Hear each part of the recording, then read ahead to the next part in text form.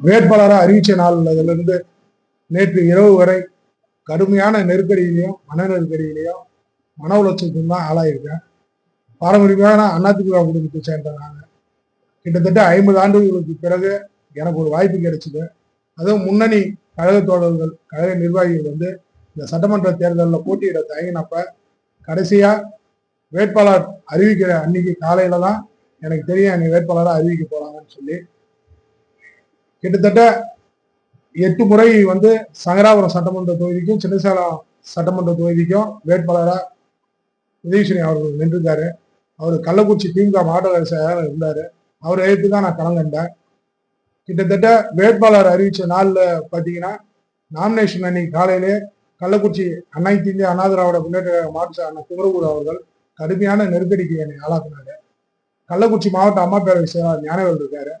அவர் மூலம் பல நெருக்கடிக்கு இன்னலுக்கும் நான் அந்த சட்டமன்ற தேர்தல் பணியும் போது கடுமையான மன உளைச்சல் ஆளானேன். ஒவ்வொன்றா பார்த்தீங்கன்னா என்னைய வேட்புமனு தாக்கல் செய்யும் போது அன்னைக்கு அதிகாலையில இருந்தே போன் பண்ணி நீ எதுக்கு இவ்வளவு கூட்டத்தை கூட்டுற, கும்பலை கூட்டக்கூடாது, கழக நிர்வாகிகள் இவ்வளவு பேர் தேவையில்லைன்னு சொல்லி ஒரு மாவட்ட கழக செயலாளர் என்கிட்ட பேசினாரு. தொடர்ந்து திமுக வேட்பாளர் அவங்க மனைவி முன்னாள் எம்எல்ஏ அங்கேர் கண்ணியிடம் கள்ளக்குறிச்சி அம்மாப்பேரவை மாவட்ட செயலாளர் ஞானவேல் தொடர்பு கொண்டுதான் இருந்தாரு.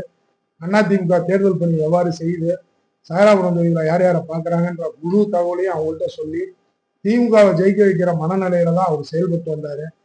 அவரு கொடுக்குற நெருக்கடி கொஞ்சம் நெஞ்ச நெருக்கடி இல்லை. மாவட்ட செயலாளரும் அவர் கூட சேர்ந்து அவ்வளவு நெருக்கடி கொடுத்தாரு. தமிழ்நாட்டு வரலாற்றிலே பாத்தீங்கன்னா ஒரு அதிமுக வேட்பாளரை அதிமுக மாவட்ட செயலாளர் எல்லாத்தையும் வச்சுக்கிட்டு, அதாவது பாத்தீங்கன்னா எலெக்ஷன் முடிஞ்சு போறோம், ரிஷிவன்ய வேட்பாளர் இருக்காரு, திருக்கோளூர் வேட்பாளர் இருக்காரு, கழக நிர்வாகிகள் எல்லாரும் இருக்காங்க, எல்லாத்துக்கு முன்னாடியும் சங்கராபுரம் தொகுதி தோத்துருவோம் அப்படின்னு கிட்டத்தட்ட அவர் வாயில இருந்து இந்த சட்டமன்ற தேர்தல் முடிவுக்கு முன்னர் வரையும் ஒரு 100 தடவையாக ராகேஷ் நீ தோத்துருவ, அதிமுக சங்கராபுரத்துல தோத்துருன்னு சொல்லி கடுமையான மன உளைச்சலுக்கு ஆளாக்கினாரு. கிட்டத்தட்ட இவர்கிட்ட வேட்பாளர் அறிவிச்சதுல இருந்து என் குடும்பம் பட்ட துன்பம் கொஞ்சம் நெஞ்ச துன்பம் கிடையாது.